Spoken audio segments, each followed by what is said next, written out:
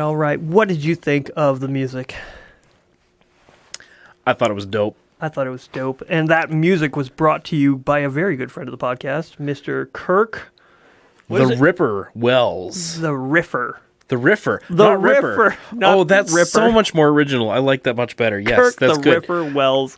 I thought the Ripper was very, what is the word? Cliche? Cliche. Yeah. The I like the serial play killer. on Ripper with Riffer. It's good. And his It's from Liquid State Audio, and he performed, he produced, and he mixed that music, and he donated it to the podcast for free. and What we're a, gonna what give a shout blessing! out. Oh, huge. Huge shout out. If you have any audio needs, engineering, if you need music produced, whatever, hit this guy up. Hire him. Pay him. Hire him. Pay him. Pay him very well. Yes. Because we may not have. We will pay him by forwarding you to him. All right. So Yeah. this is going to be our very first installment of the Sacred Slaughterhouse. Are you excited? I'm excited. I'm excited too because I we're want to butcher a sacred cow, brother. a sacred cow. Sacred cow. A sacred cow. We are going to kill it. We are going to mutilate it. And today's sacred cow that we're going to kill is something that I hate hearing Christians say. You need to learn to forgive yourself. I've learned to forgive everybody else. I know I've been forgiven. But the last person that I need to forgive is myself. I think that is the biggest load of horseshit. Absolute horseshit. And the reason we're jumping right into this right away is because this is going to be a lot shorter. So, why do I think it's horseshit? Now, the reason that I think it's horseshit mainly when Christians do it is because as a Christian, you can't. Because if you fucking could, Jesus would never needed to die on the cross. Why did he do it? And there's nothing biblical about it. You can't find it. Can you find anything in Scripture? Treat your neighbor as you would treat yourself. Obviously, you would like to be forgiven, so you should forgive people. But if you forgive other people, then you probably should forgive yourself too. Treating neighbors as yourself implies that you should do to yourself what you would do to your neighbor as well. Yes, I understand that, but that doesn't work because we don't have that power. We I hope you could hear how hard it was for me to say that. with a straight face. All right, now here's one of the things that I like to riff on. As a Christian, our salvation is contingent on our ability to accept forgiveness that we could not earn. Because if we could earn it, then Christ didn't need to die on the cross. There's absolutely zero need. And if you think there's a need for him to die on the cross, and then you have to, it's like me saying, you gave me a gift. And it was your gift to give. And it was amazing. It was something really great. Like you gave me a motorcycle, and it was on me to be like, okay, yes, thank you for that gift. I accept that gift. Now can I accept that gift? Can I, myself, allow me to accept that gift? It's like, no, I think it was more about the gift being given. I think if I've accepted it, I need to accept it. Because I have to believe that you and the gift giver gave it to me. You didn't make it up. You're not going to take it back in 2 seconds and like, oh, you didn't accept or you didn't forgive yourself, so now I don't forgive you.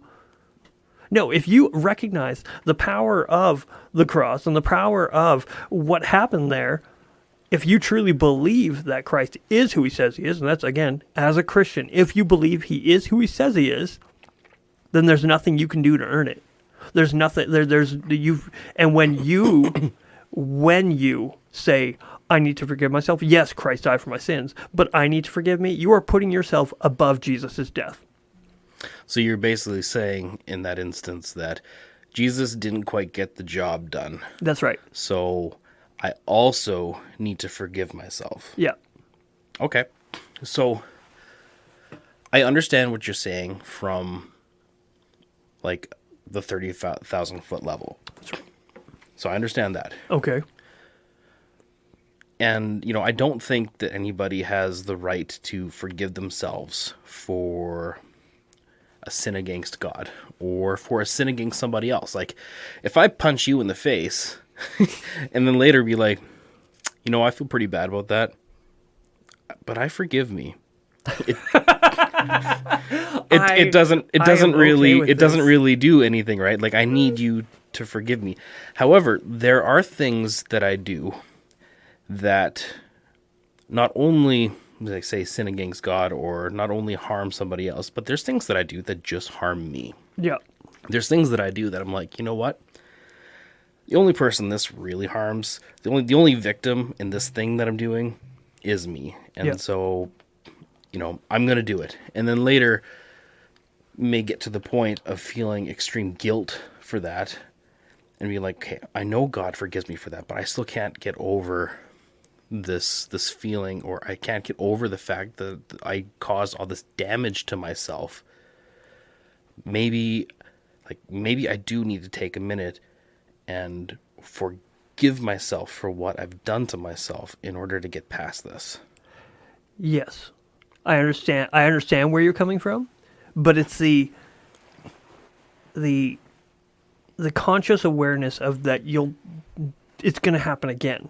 And if it completely becomes contingent on you, if you're not able to get out of your own way, it's going to continue to happen.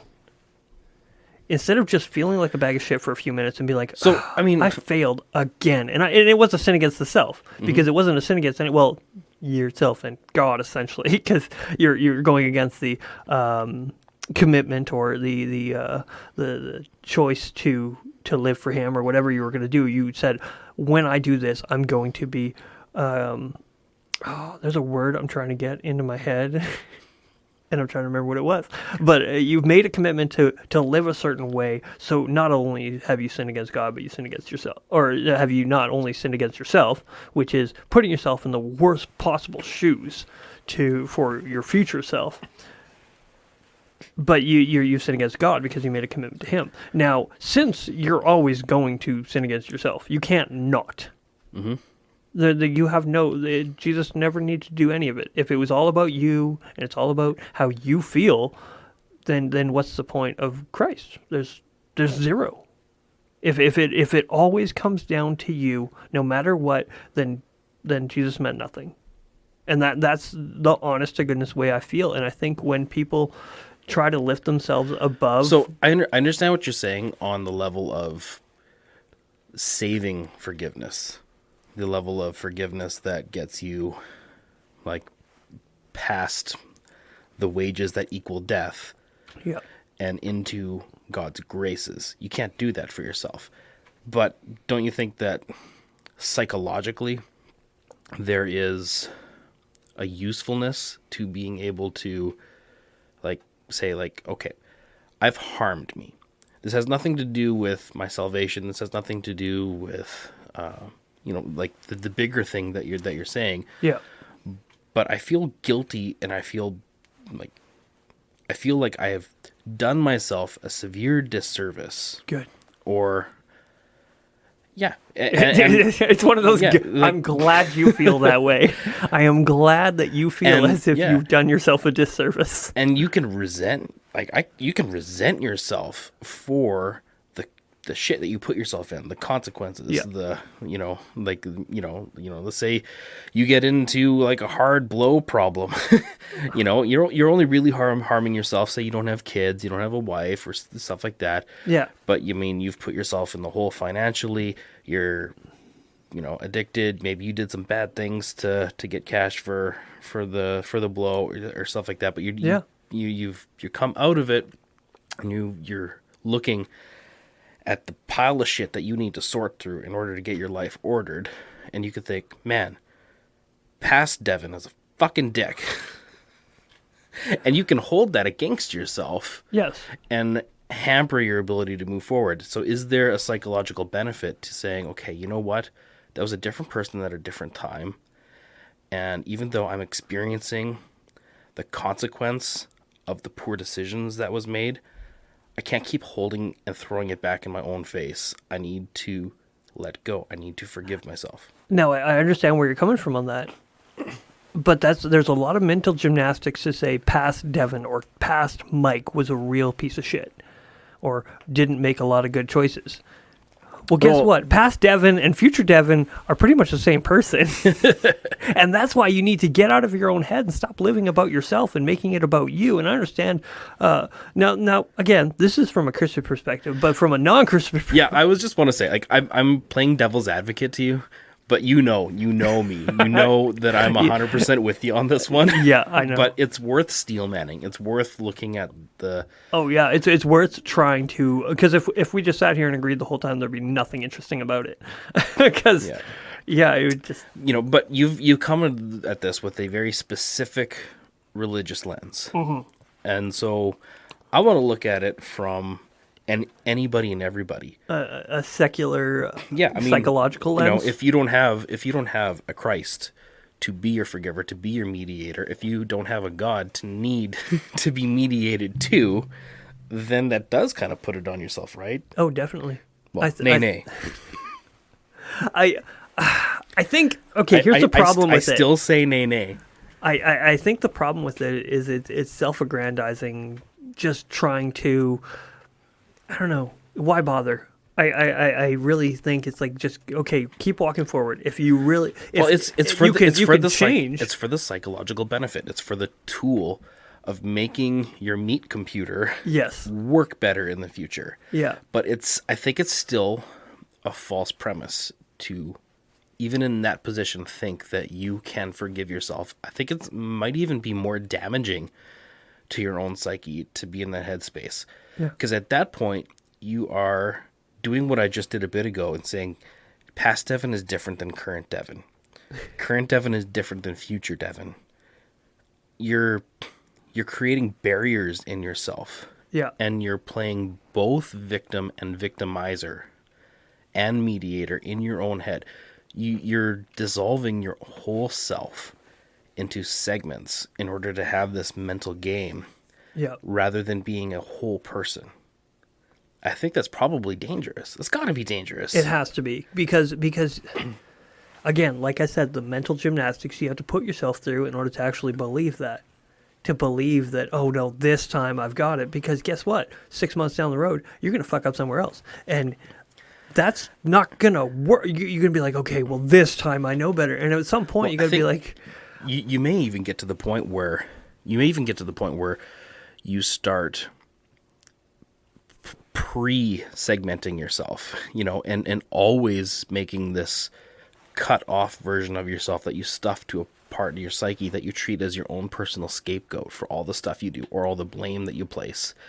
And you can flip between being a scapegoat and being a victim and always put yourself into a place where you're not taking responsibility, but shifting responsibility for your actions to different parts of your own head. Yeah. Do you think at some point there may be almost like a savior complex, or even that could lead to a certain level of narcissism, thinking that you are your own God and you are your own savior?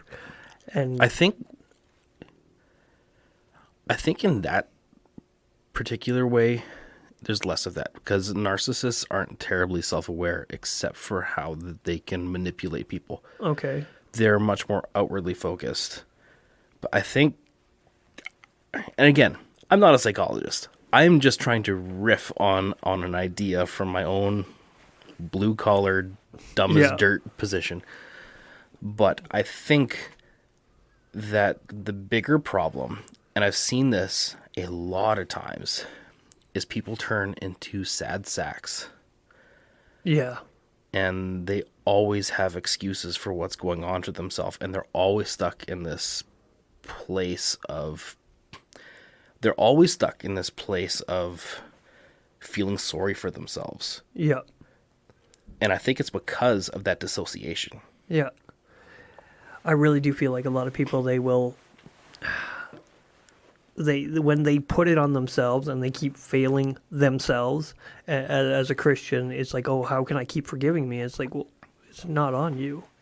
You're always going to fail. We know people who have constantly failed over and over and over and over again. It gets to the point of, I can't forgive me. It's like, it's not your job. It's not your job. You can't take that. You are taking... You are taking the very thing that Christ has done for you, and you're saying it's not enough when you put it on that. And you have no hold to that. You need to be able to let go. And in a secular point of view, you can't grow if you can't let go. If you can't accept that you're going to fail over and over and over again, and be like, okay, I have to let this go because otherwise I can't grow. Neurotic. That's the word I was thinking Neurotic. of. Neurotic. You become neurotic. Like, always thinking of especially when you're trying to put yourself in that place of always trying to find the power to forgive yourself. Yeah. And then failing at it, you feel worse. It's almost like a self-perpetuating. It's a self-perpetuating shame cycle that it can put you in. Yeah. And people just keep saying, well, forgive yourself, forgive yourself, forgive yourself. Well, maybe I'm fucking trying. Maybe I don't feel like I'm worth forgiving. Maybe it might not really be a thing. Yeah. It's yeah. So I do find it interesting to be a secularist and to use the same language as forgiving yourself, because I don't know, it's why do you feel a need if everything is in the here and the now and you are trying to do that? But like you said before, to self-correcting function, to have that discipline, but at the same time, it's like the language maybe needs to change, or that's the only language we know, right? So yeah, let's check our time on this one. Yeah, we got more time than we thought. As you can tell, we're trying to be frugal with our time and actually do a real mini episode. Now, I was thinking about what you said of the do unto others you would have done unto you, like love your neighbor as yourself. And I had a really hard time for this because there was this one chick who I knew back in the day, and she was what do you call it? A person who lies all the time. Oh, I don't want to say liar. That's such a... She was a liar. She's not a liar. She just lied a lot. Lot. When she was talking, she was lying. Anyway, she lied a lot, and there was things that were catching up with her later on. And I had this thought in my head of how in the world can Christ love a person like this? How in the world can he forgive somebody who lies as much as this person does? And it was like an audible voice. I could hear it. I don't know how, but it was the same way I forgive you. I'm like, oh, right in the gonads. Oh yeah, no kidding. It was a huge kick in the nuts because I realized, yeah, no, the same way he forgave me. And it's kind of one of those things of, I need to forgive her because Christ forgave her. I have no right to hold on to that. That being said, do I continually associate with people like that? No, at some point you got to be like, I'm out. I can't keep. You're allowed to establish boundaries with unhealthy people. Yeah, you can forgive them for the stuff that they've done to you. You can love them, and also be like, I don't need you in my life anymore. You don't have to have any obligation to them. You owe them nothing. If you're listening to this podcast and you're like, I wish you guys would do more episodes, we don't fucking owe you a thing. As the same way that we don't owe you that thing, you don't owe it to that person to keep putting up with their bullshit. Unless you're married to them, then it's your choice. But at that point, though, you're not just two people. You are one flesh, bonded together in covenant. That's right. So, yeah, it's a tough thing. It really is. So, I would encourage you, one, look in your Bible, see if it actually says anything about forgiving yourself, and when you find it, you go ahead and put a comment in. I'd love to, unless you're reading some other one. And why do you think people get so uptight about it? Because like you and I have both talked to people this evening about this conversation we're going to have, and they both had very opposite reactions to us. It was like, no, you can't say that. You have to be able to forgive yourself. Why do you think that is? I think it's this self-esteem narrative that the world has pushed for a long time of, it is about you, or you do have to be the big part of it, or it's just pushing this very proud way of looking at life of, this is about you, that you are the what's the word I'm looking for? The main character to your story in this area. And it is like it does contingent on you. And I just Did you know that technically you are the center of your own observable universe? oh yes, I mean, and I am also this. until you have kids, No. I mean, physically, physically. physically, you. We can only see into the cosmos a certain distance. Yeah. In any given direction that we look, and the person next to you sees, for instance, that much farther beyond, or that much less far on the other side.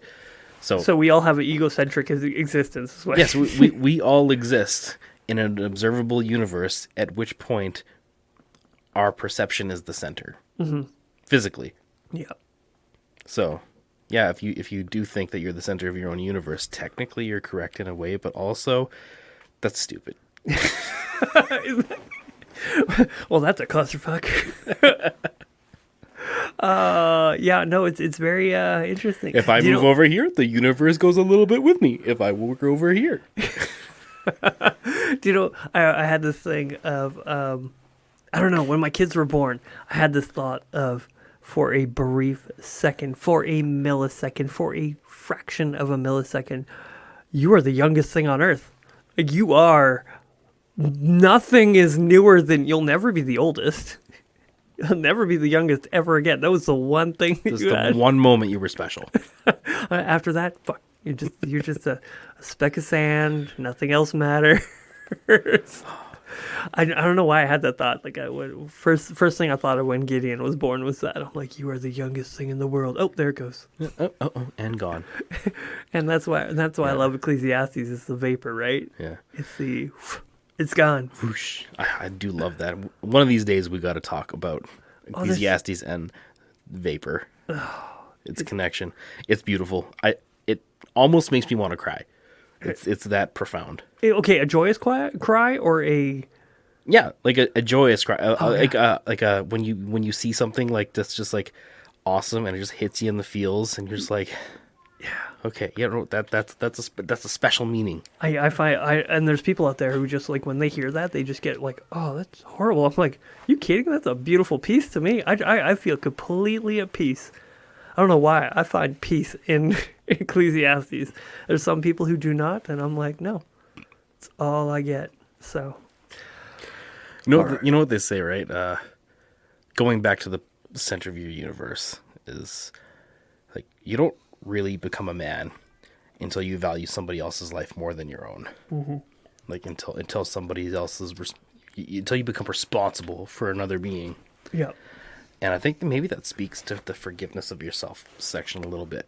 yeah, It's like you grow up when your circle widens and when your ego gets out of the way and you consider other beings, other people as better, as more important, as higher than yourself, and you're devoting yourself to serving them. yeah, Like that's a point of growth. So maybe this idea of forgiving yourself as a cultural idea that we need to embrace is indicative of our culture's lack of maturity. It's the egocentrism of our whole culture dictates that because you are the most important person, you are the one that has to do that for yourself.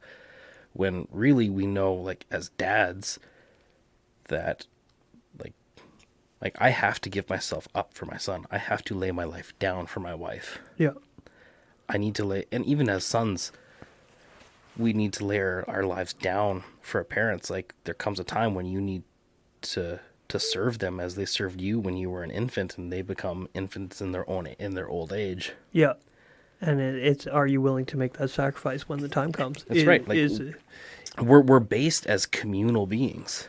Like whether you think of that in the religious spiritual sense or you think of that in a strictly evolutionary sense, we are communal beings. yeah, The family unit being first and foremost. And if you're going to honor that, then I think when it comes to that point of inner turmoil that you feel when you've done something wrong, you need to honor the community and looking there for that forgiveness. Yeah. There for that validation, there for that healing to get through the wounds, instead of constantly going inward and inward and inward and getting frustrated with yourself because your inwardness isn't producing outward benefits or outward healing. Yeah, we can be our own worst critic in a lot of ways. Yeah. But are we doing our group, our culture any good by just criticizing ourselves? Yeah. We are our own worst critics. So if we could just get out of our own way, look at our circle. If there's people out there that are saying, Mike, you're a bag of shit, or Mike, you're doing this wrong, I'm going to go to my wife and be like, okay, what I'm doing here and now affects you the most. Is this right? Is it wrong? What does the Bible say? I'm going to talk to her. I'm going to talk to you. I'm going to talk to the people that are affected by me. I'm not going to take somebody serious who doesn't know me from a hole in the ground, who only watches this podcast, and he's like, hey, you guys swear too much. You guys have dirty mouths. I'm like, fuck y'all. I don't care. It's not that I don't care. It's that I've yet to say anything truly nasty. I have heard people not say fuck once, but said some really horrible stuff. They have used their tongue as like a knife, but they have not sworn. They don't cuss. They're better than me. But man, they will cut you. They'll cut your soul. And if you think we swear too much, look for where we're. So, don't look to yourself. Mm-hmm. Don't look to the peanut gallery. But when it comes for validation and healing, look at your close circle, the people that you're responsible for, that you're devoted to laying yourself down for, and also to look to God. Like, I mean, I'm playing the secular advocate to you. Yes, it's difficult to do sometimes. I understand.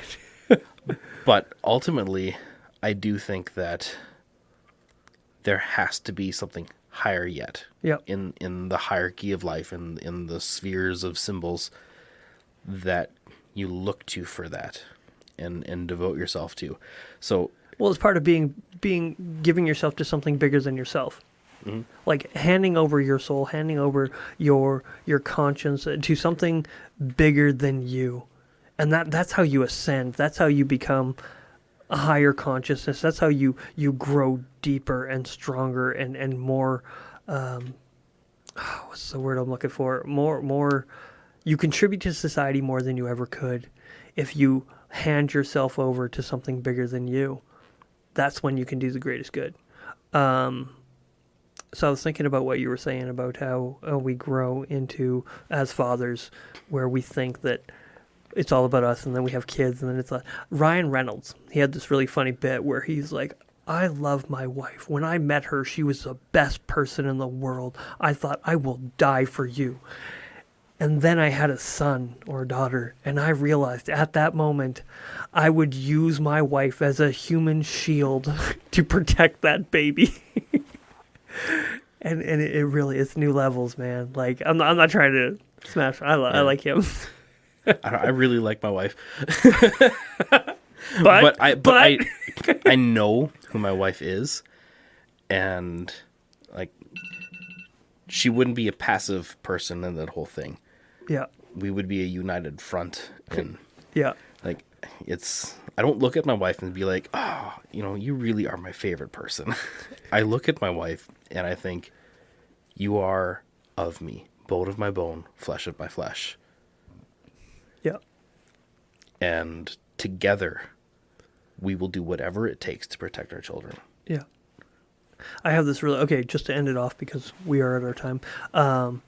I had this thing for a long time where I would say that my wife is a much better person than I am. And there was a lot of people who were like, why would you say that? Why would you put yourself down like that? I don't know. If you met Amanda, you'd know. You would know. She is far too kind, too loving, patient in a lot of ways. And then everyone's like, why would you say that about you? And I'm like, no. Don't get confused. I think very highly of myself. I'm just saying she's better. So don't think that I'm putting myself down. I'm just lifting her up. I'm pretty high up there. Tis high compliment. Yes. All right. But that's it. We should wrap up. We hit our thing. Heart out. Be good. We Be love you good. guys. God bless. Don't be a dick.